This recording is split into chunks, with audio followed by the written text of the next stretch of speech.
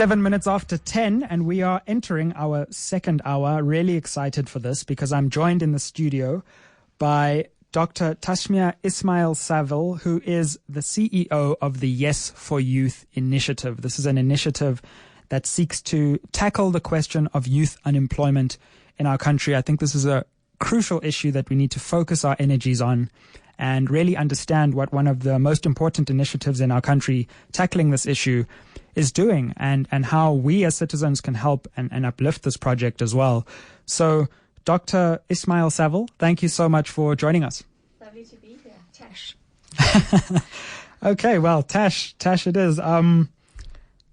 Firstly, I think a lot of people have heard about YES4Youth. It certainly launched with, a lot of fanfare and a lot of excitement. But, in doing my research, it's actually not obvious exactly, where it fits, what it is. Mm-hmm. I know that it's a business-led initiative, but it's also got the support of government. So before we get started, can you just explain to us, what is YES4Youth and how it works? I think part of your question is to the genesis of YES. How did it come to be? If we look back 2.5, 3 years ago, we faced our first set of downgrades, if you recall, and there was a big flurry of activity when this happened, and business and government started talking. Then Finance Minister was Minister Godon in Treasury, and business said this is going to have severe consequences, and he said, yes, what are you going to do about it? And so they set up the CEO initiative. Business leaders got together and said, how do we create special purpose vehicles that'll have a singular focus on addressing some of the big issues that could unlock growth and unlock employment? And of course, getting youth into work is one of the biggest issues we face as a country. I mean, our unemployment rates are off the charts if you do global benchmarks. Yeah. And so these entities were set up with almost sponsors from business leadership. The sponsors for the Youth Employment Service were Stephen Kossov and Colin Coleman, who are co-chairs on the YES board, which now includes the likes of Patrick Lamini of the Development Bank, other CEOs, representatives from Treasury and the DTI. So we started a process of negotiation with government to say, how do you get this collaboration? Where do the resources to drive at the time, the number was 1 million jobs that was being bandied about. And, it sounds like a pipe dream. But if you look at the scale of the problem, you do need to drive that type of volume to have any sort of impact. And these conversations took place across ministries over 1.5 years, longer, over 2 years, trying to understand how government would contribute and how business would. And so the final deal, if we can call it that, was a negotiation with the DTI that they would amend the codes of good practice. And if a company invested in youth employment opportunities, they could benefit by receiving a level up on the BEE scorecard. And so this particular amendment allowed for BEE to contribute to a really broad base of underprivileged, previously disadvantaged black youth to be able to get that all-important foot in the door, because it's about pathways and starting people off, de-risking youth so that they can get a foot in the door. It's that initial foot in the door that matters. Right. So this negotiation took place for a long time, and finally in October of 2018, the practice note, which was the last piece of the puzzle, was published, and this allowed companies to pay salaries and have some benefit. So it's a lovely carrot rather than a stick approach to get business involved in solving for unemployment. What was that like for you, just seeing behind the scenes of a negotiation between business and government? This is often seen as, the holy grail in many ways. What kinds of things did you see and learn about how both sectors work as this was coming into being? I developed a whole new respect for the people in government that have to design policy. Initially you think, well, it's simple. Why don't you just change the rules? Why don't you just, this doesn't make sense, do something different. But it's a blunt lever. It's a blunt instrument. And every time you pull a policy lever, there's a cascade of consequences. And you really have to be mindful that in government, there are so many parties impacted, and you've got to weigh up what that impact's going to be. So I can tell you, I don't think I would have built the resilience in any other career in a lifetime. I got my first grey hairs. Welcome to the club. Yeah. But absolutely worth it. I've had very wise people always say, if it's easy, it would be done. And difficult things that matter, you've got to stay the course. You've got to just show that grit and work through it. And where we are today with YES, having passed through this gauntlet, every single day of the 19,000 youth where jobs have been committed, and about close to 16,000 now have actually been placed in those positions. The stories come back every day. And despite the pain of negotiating in such a difficult political space between government, business and labor, I can tell you that the benefits of having gone through this are incredible. Tell us some of those stories, because I think, this is often seen as this abstract project, an important project, but we don't see, how 16,000 young lives have actually been changed. It's quite dramatic. I mean, one of the pieces that I love to tell stories on is, business might initially have a sense of, we're doing this program, we've got to get these youth jobs and it's going to be such a mission. So VW did 560 jobs over and above anything they needed in the ecosystem. Right. And these jobs were split. We've got a very innovative model where you don't have to put young people into your own infrastructure, because sometimes it's too expensive. They don't have the space for the numbers that are required. And so we have an implementation partner model where we'll put youth into other quality experiences through implementation partners. So VW took a chunk of them into the Uitenhage plant and the head office, and they put some into dealerships across the country. I know that plant actually, yeah. Yes. And Eastern Cape needs these jobs. They put them into dealerships, and through one of our implementation partners, a really good digital job. But the story I want to tell you is about Vuyani Henry. He's at a dealership in Paarl, comes in completely green, says, I'm not going to compete with the old fogies standing on the floor and wait for customers to come in.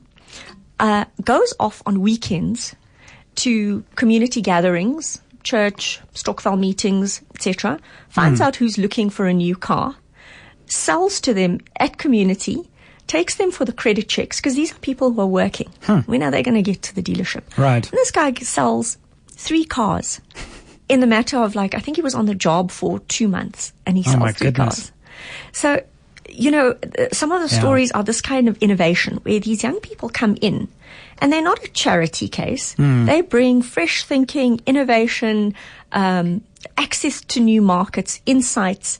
And if you've got that match right, if you've put the right person into the right job, they are such an asset to that business. So that's the one set of stories. Yeah. The other set of stories that we find very heartening, because we've already got cohorts that are finishing their first year. We have companies like Investec who did something like 1,250 jobs, and they started quite early.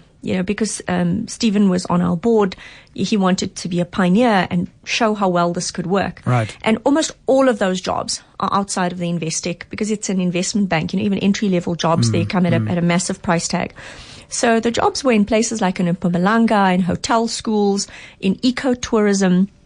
And a lot of those youth, with the skills they picked up in year one, are just moving into entrepreneurial opportunities. They've got these skills. They know there's a need. They've got the contact inside of the first world economy where the buyers are going to be. Yeah. And they start new businesses, which means they're employing new people.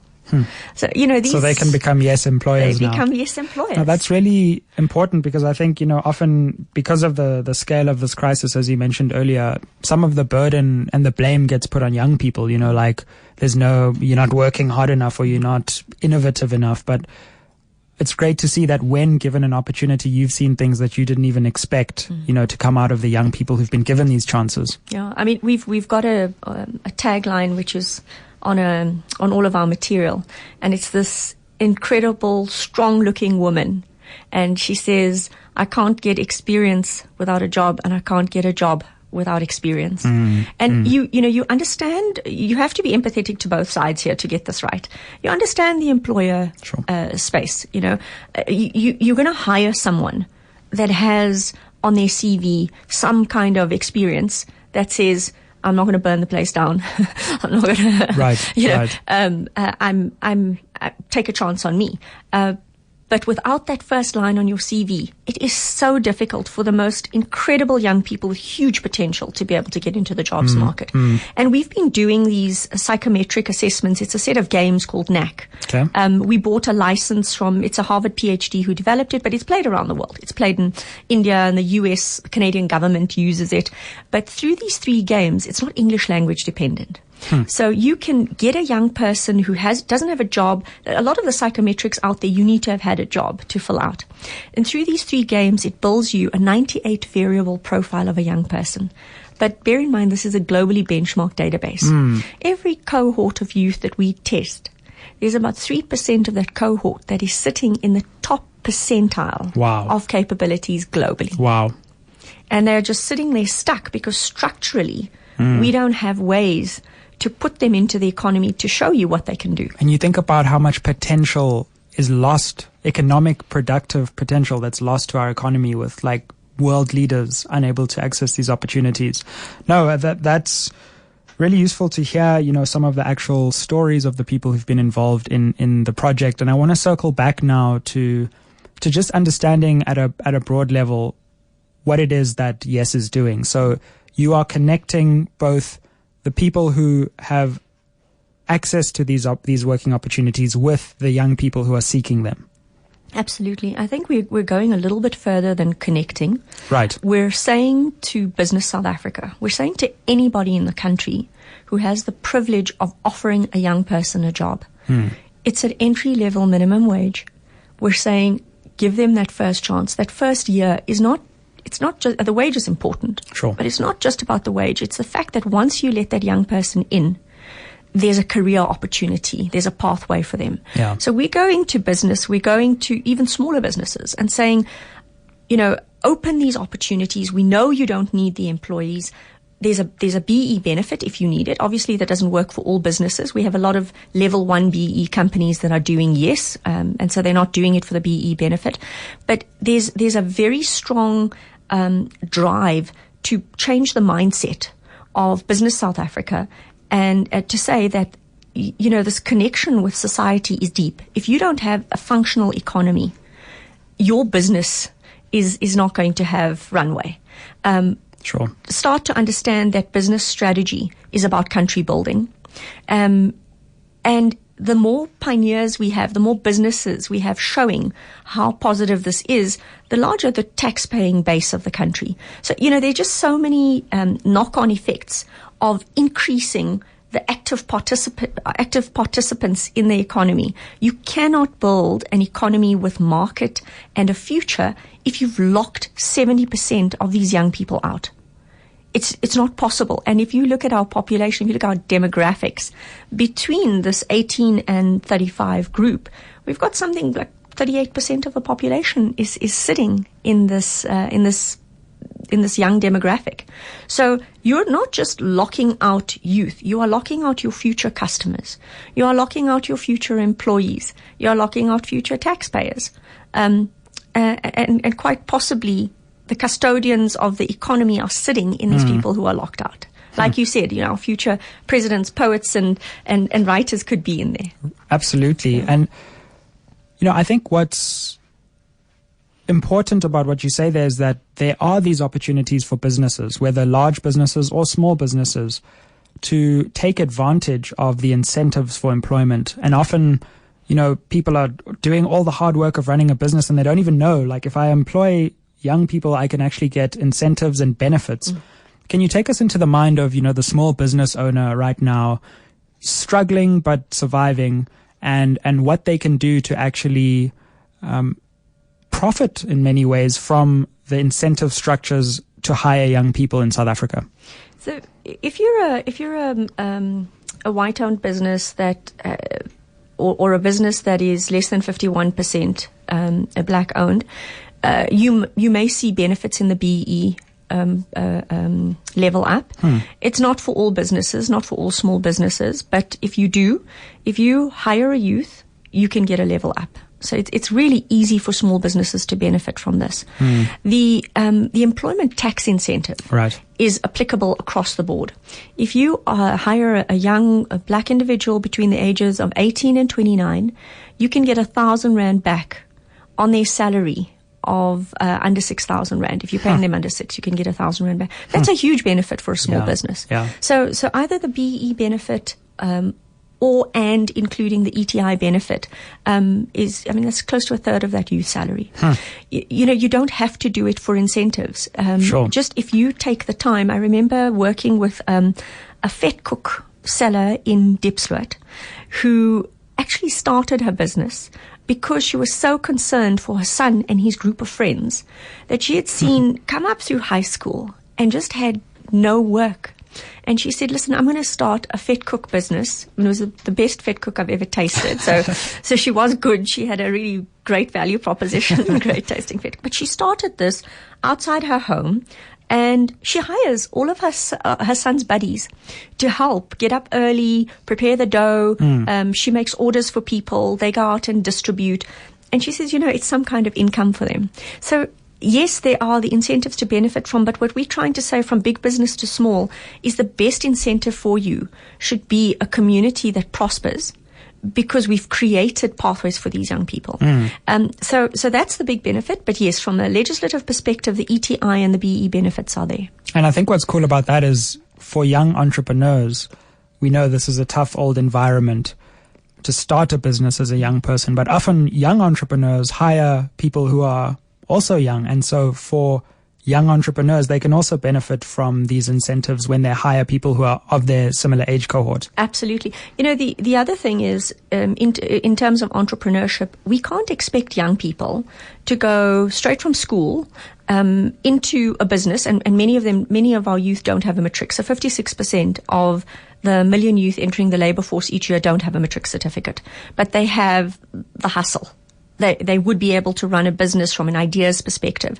But having never worked in a business, you don't understand all of the, how that engine needs to operate from a technical perspective. And so that 1 year in a work opportunity also gives you a buffer time to learn how business works so that when you enter that entrepreneurial journey, you have a better sense of what you should be doing. So, you almost can't expect someone to be an entrepreneur when they've never worked in business. And so in addition to feeding this pipeline of new entrepreneurs, you also make them better entrepreneurs. Now take us into the minds of a young person who's looking for a job. We've spoken about if you're an employer, even if you're a young employer, the kinds of things that you can do. What if you're a young person who's, looking for a job, been looking for a long time? How can you tap into this network and maybe hopefully fulfill your dream of gaining experience and even maybe long-term employment if things go well? We've got to do a lot of these empathy-led exercises to not forget what it must be like to wake up, to not have any currency in the working world in the form of a CV with experience or tertiary qualifications. So, we are acutely aware of the spiral of depression that young people fall into. So if you look at our comms to young people, we are not making jobs promises. We are very careful to say, we do not want to be an organization that is saying we've got 1 million jobs in the freezer, and we'll pour them out as soon as you come into our database, because that's just not how it works. The big job in our economy, the big job that YES is trying to work on is how do we create new jobs. So we've got this mantra, new places, new spaces, new career pathways, and that's what we're looking for. How do we get jobs closer to the community for young people so young mothers don't have to leave their kids? So our messages to youth are very much around self-empowerment and what we call a growth mindset. We work with researchers from around the world. We use best practice models in everything we do. There's a research rigor in all the YES design, and this growth mindset is critical. How do you shift a person's perspective to becoming the solution in their own lives. And we're saying to young people, get into databases, learn how to build CVs, get interview skills, hone them. And we've got some of this material on our website. Some of the, the first things you need to know are freely available on the website. And what is that website, by the way? YES4Youth.co.za, and it's the number 4. Okay. We've got CV tips and videos on interview tricks and how you do it. We're saying to young people, volunteer in your community, volunteer. Just start to log a set and series of experiences that you can put forward. You get discovered that way. Job shadow. We were talking to Lenwet Clinic, and one of the ex-CEO had said he encouraged parents to bring their kids to job shadow, because pretty soon you'd find the most incredible talent. And if someone dropped out, there was a volunteer who understood how things worked, and they would just be able to pull them in. Right. Volunteering helps you get discovered, builds your portfolio, get to internet cafes, Google things around job search. We're also saying to them that there's a massive improvement in your ability to get a job if you've got an action plan. If you set out, and this is again from the behavioral work, if you set out on Monday, I will create 4 CVs matched to these jobs. On Tuesday, I will send 5 CVs out. So you make a very detailed action plan of how you're going to send them out. And the research tells us that those youth are way more successful in getting into jobs. So trying to build some structure to young people's a job search. We send out newsletters to our entire database, which is now 104,000 youth. Wow. And it's embedded with stories of the youth that have made it into jobs and what they did to get to that point. Well, we're in conversation with Dr. Tashmia Ismail-Saville, who's the CEO of the YES4Youth initiative. We're in conversation about their work, about what it is that they do, and also just about this question of youth unemployment and how we start moving towards solutions as opposed to simply complaining about these problems. This is an initiative that does excellent work towards those solutions. And we'd really like to take your calls as well. Are you a young person who's currently looking for employment? Are you a young person who maybe has benefited from some of the projects and programs and information that YES4Youth provides? Give us a call on 011-883-0702. Are you a business owner, small, medium, or large? Give us a call on some of the insights you've had in terms of the employment market and young people, and let's contribute towards the solution. 011-883-0702. 25 minutes to 11. I'm Sizwe Mpofu-Walsh, and for this hour, I'm joined by the CEO of the YES4Youth initiative, Dr. Tashmia Ismail-Saville. And we're speaking about the work that YES4Youth does, but also just about the broader question of youth unemployment and some of the solutions to those vexing problems.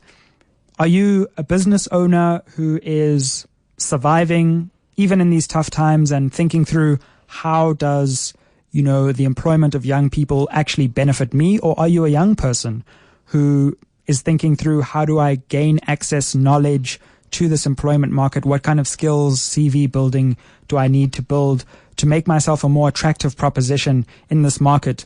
Give us a call. YES4Youth is connecting both of those two groups and working to convince particularly businesses from small to large in South Africa of the benefits of employing young South Africans. The number to dial, if you would like to get in touch with us, is 011-883-0702. You can also tweet me at Sizwe Mpofu-Walsh. And, we just want to continue with this conversation. And Dr. Ismail-Saville, I feel like because I'm also pursuing a PhD, I'm like, I have to respect. Oh, okay. Well, then we're in the same boat. Oh, great. So in terms of the unemployment picture, right? We know that things are bad. Things are getting really bad. Take us through what it's like to be in some ways an island of progress in an environment that is really forcing you to, in many ways, swim upstream. If I didn't have this job, I'm not sure where I would be mentally, because the environment is frustrating at the moment. I think for a lot of people in business, this GDP growth rate where we are, it's very easy to start spiraling into a very negative mindset. And we do need projects that show progress. We've got to, put them on a hailer. So thank you for this opportunity to say that if you persevere, if you get the right people to work together, if you network properly, we've got close to 19,000 jobs.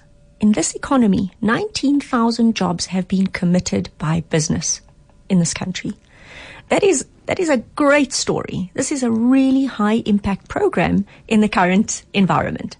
And if we have more of these as beacons, I hope that we can really shift the mindset. And if we focus on the stories of where we work together, the kinds of impact on individual lives that we can have. I mean, these 19,000 jobs are going to inject over 780 million into local economies through these youth salaries. We're starting 19,000 new taxpayers on their pathway to becoming active participants. This makes a big needle mover. But we've got to get over the things that pull us into a spiral of negativity and divide us and find the common ground and the common good. I feel like that's what we miss, is the sense of common good. It doesn't matter what political rhetoric is going on. The nuts and bolts of being a young person in this country is you are structurally locked out of the economy for most of these young people. And whatever a political conversation is going on, it's very rarely leading to increased pathways for youth. There aren't any just practical programs to say, how do we get you in? And it's not about training. We've got there's an amazing economist who's done these cross-country studies on countries that have been able to close this income gap. And the best way to do it is not tertiary qualifications. The best way to do it is just getting young people into work. Learning on the job is the most powerful way of learning. So let's just focus on practicalities. What is your real plan? And that's what YES has done. We created a blueprint, a plan, and we said here's the canvas. We see the big picture. We've created paint by numbers. You come and paint this block, this company, and you paint this block, and together we'll be able to but we need more blueprint creators for practical initiatives, not hot air.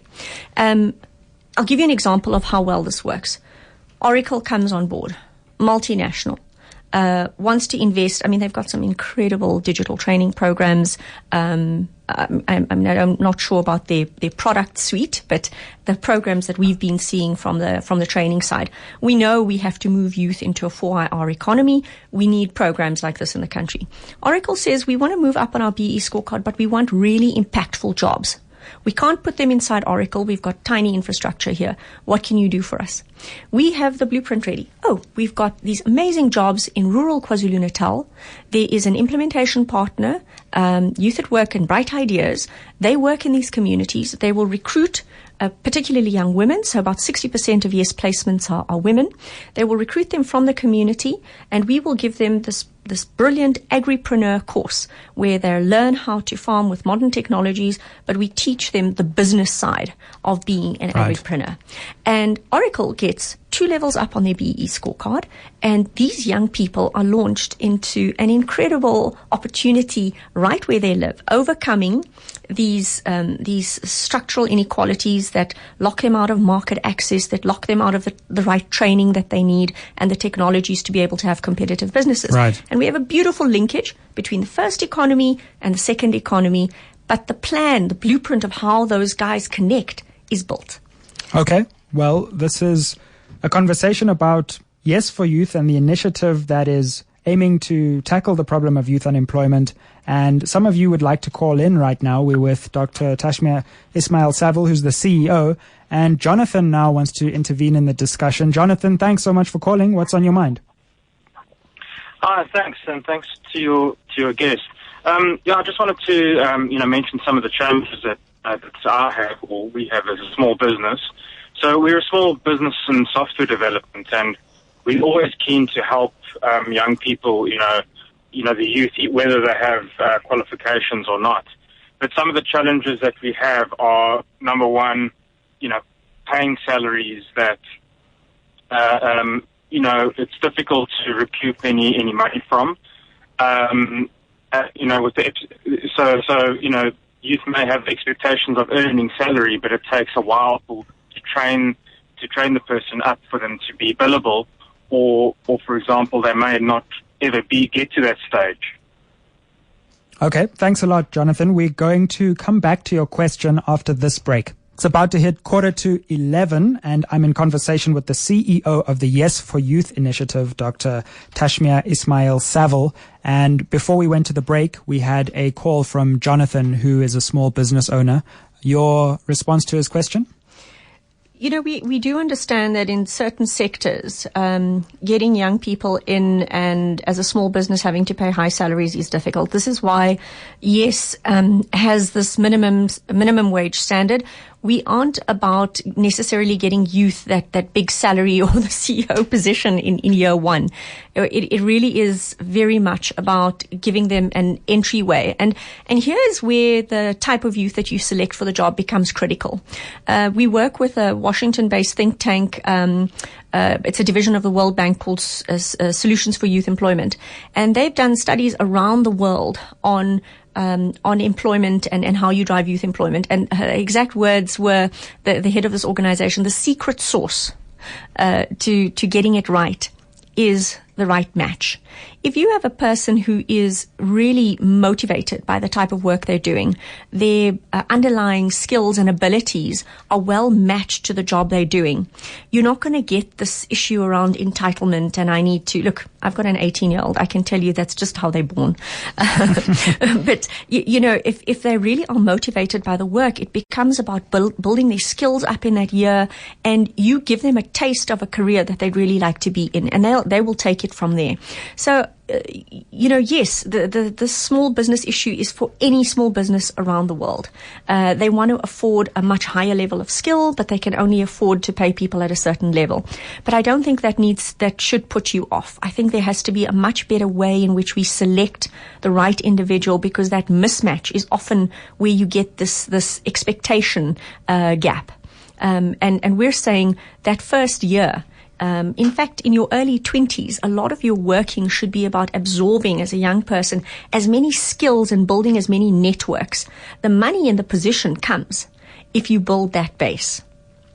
Well, Jonathan, thanks for calling in as well. And I know that another aspect of the work that you're doing that's a little bit more recent is building hubs in different parts of the country. Can you take us through why, in addition to this information sharing, you have also decided that actually building these hubs, these places where people can go to learn more in their own communities is an important part of this puzzle? I mean, we talk about, I probably mentioned, if I had a buck for every time I mentioned structural inequality in this conversation, we could hire a couple of youth on that. But it really is a very, very serious issue. We have communities under apartheid that were totally underinvested in. And those communities grew. You see a lot of dynamic economic activity going on, but you'll notice that the small businesses, there'll be large numbers mushrooming, but they rarely survive. Their survival rate past a year and a half, 2 years is extremely low. And you've alluded, Sizwe, to some of the reasons for this. They can't afford to hire. Hiring people is seen as a huge risk. Technologically, they are not operating at the frontier. They're often operating on very old technologies or no technology at all. Financial records aren't kept. So all the technical things and the mindset that you need, that grit and resilience it's actually much easier for me to try and find a job, because if this business, and in the first year of any business, you hit the wall. I had a dental practice once, and I can tell you, I remember way back when. Okay. My first career. I've had 3 careers. And there's no business that, if it doesn't have a network to support it, a mom and dad to go and put food on your table. And if you're the mom and dad, it gets even harder. So a lot of people abandon this entrepreneurial route because it's just so difficult to get past those first 2 years. Yeah. And so we looked at this issue. For young people to get to jobs, it's often 2 taxi rides, and that's if you're lucky enough to live live in a township that's close to a metro. What if you are a young person up in Mpumalanga or Limpopo, and there really aren't big metros to try to find some kind of job in? So how do we start to unravel this? Can we take great technologies from industry leaders into the heart of a community? So you don't have to travel to get exposure to the technology that runs a business. Right. In a sophisticated fashion, in the Tembisa YES Hub, we have an aquaponics facility where water from fish tanks runs through an irrigation in tunnels that grow organic lettuce that we sell to restaurants in Parkhurst for a high margin. Now, a township youth can come to the hub and see this model where a young person who's running this farm, and we've got 25 other urban farmers being trained in this facility, suddenly sees a career in farming that looks sexy, that is not about wearing gumboots and praying for rain. And, you know, the first drought, that's it, you're out of business. You know, like really technologically sophisticated, high margin businesses.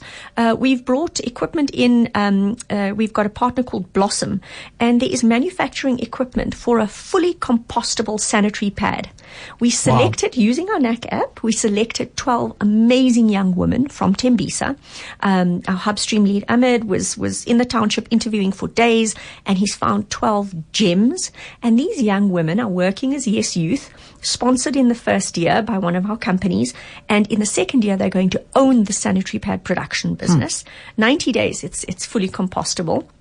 It's the second cheapest sanitary pad on the market at the moment, and we're going to be working to make it the cheapest. We have a DC hub. I must mention that the repayment on the business is completely interest-free. So there's part of this where you've got to put skin in the game, and you've got to give if you want that growth. It's not all going to be this high return model. The returns are to community.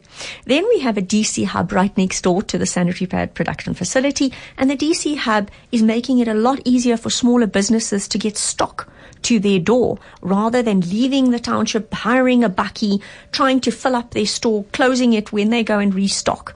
So just bringing these the supply chains, the technologies, the training programs into the heart of a community. And what that does is it takes young people who are in the school space and leaving, it just exposes them to a whole range. We've got a kitchen there that does nutrition and wellness programs. We've got a very flamboyant chef, Mish the chef, who's built a brisk business. He won a master chef competition at the hub, sponsored by Unilever, and he's built a brisk business.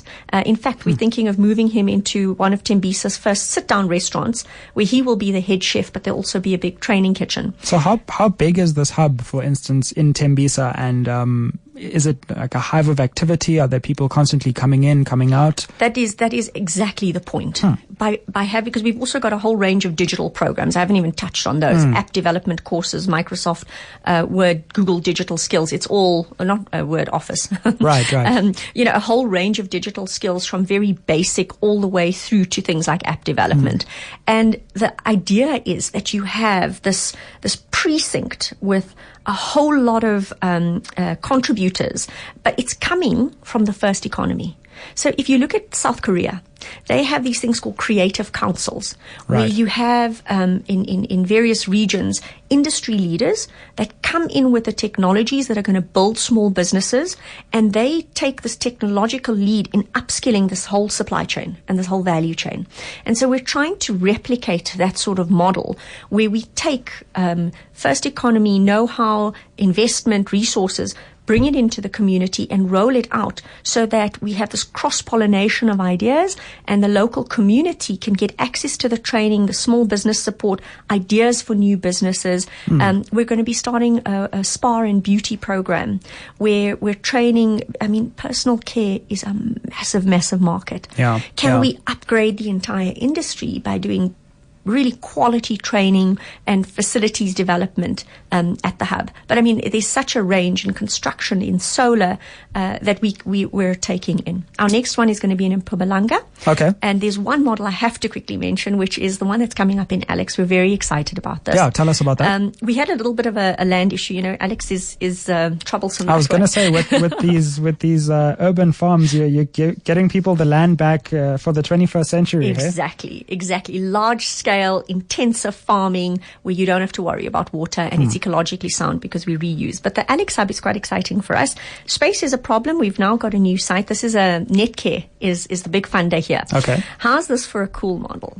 The hub is going to have a big CMT, clothing textile manufacturer facility. Right. It's also going to have artisanal skills, so people will be trained in things like plumbing, and we will get them to start small businesses where they'll be able to deliver for the big companies, the insurance companies, for example. They get these skills as plumbers, they can start small businesses, and then they get deployed in the supply chain of those big companies.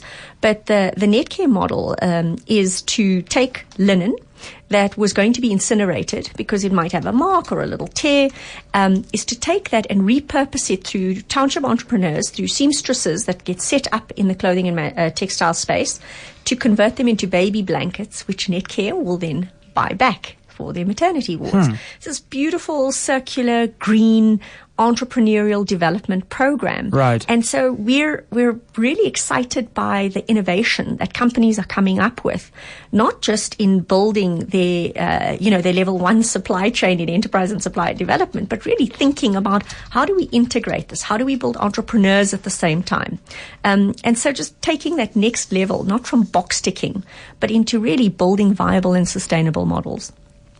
No, that's really, really cool and fascinating. And I suppose there are ambitions to build more of these hubs in different parts of the country as time progresses. Yes, we want to go for 100. In the next year, we have plans for 6 hubs. Cool. And those will be across provinces. So the Alex one will hopefully be open in March next year, the Netcare sponsored one. And in Mpumalanga, we've placing it smack between Bushbuck Ridge, which has something like 70% female unemployment, and the Kruger Park. And that hub is, even just the way it's geographically situated, it's going to be this channel for the economy of the park, to be utilized by the community as a place in which it can supply services, supply small business programs, supply labor, and really we want to see the Bushbuck Ridge community benefit from all the hundreds of millions of tourist dollars that are going into the park, because there aren't blueprints, there aren't templates where you can link the community into these opportunities in a successful and sustainable way. So we're excited about that one. Absolutely. I know that 702 and YES are partnering. In September, over 1/3 of youth in South Africa are unemployed, and this is obviously a huge challenge for our country. So whether you're a small business or a large corporation, you can be part of the solution with Youth Employment Service YES, a business-led collaboration with government and labor, which are aiming to create many opportunities for the youth.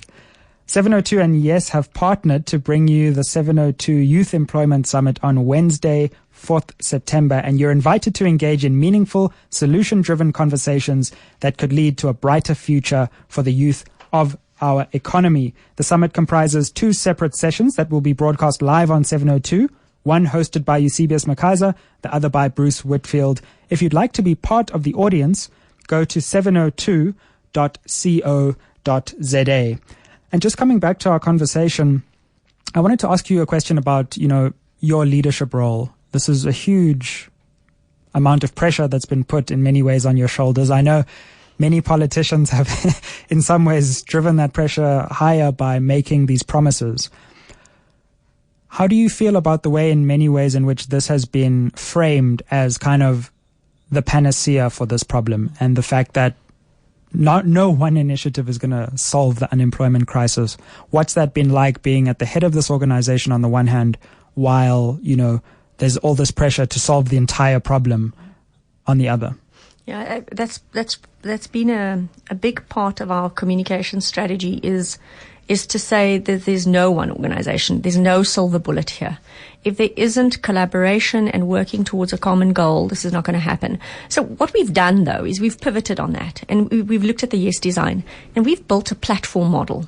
If you look at the way YES is structured, we partner with corporates to bring their know-how and resources. We partner with NGOs and smaller organizations at community level. So all these jobs that we've placed, and we've got a beautiful spread of the jobs across the country. The reason we're able to bring that job into a small community like Bushbuck Ridge or Mount Frere or the various areas we are is because we're partnering with, it's almost an Airbnb model. That NGO is hosting that youth in that community. And a lot of these jobs have knock-on effects. It's not just the salary. So if you take a look at some of the Tembisa hires through Aurum Institute and Unlocked, these are youth that are working in HIV and TB management. They're testing people, they're lab assistants. So there's this whole health knock-on effect also with our youth through some of the pharmaceutical companies, medical device companies. These are youth being trained as community primary healthcare workers through another organization called Batupele Health. Right. And so we're a platform for these amazing smaller organizations working at community level to connect them to the resources of the first economy and act as a conduit or a funneler of that resource into the salary of that youth wherever they are. So, we've pivoted on trying to be a platform that connects all these important organizations that want to do this work. Dr. Tashmia Ismail-Saville, the CEO of the YES4Youth initiative. Thanks so much for joining us on 702. Pleasure. Thank you. Thanks for watching the content. Like, share, and subscribe on all platforms. SMWX.co.za to join the WhatsApp channel. And let's build a new conversation for a new generation. I hear you.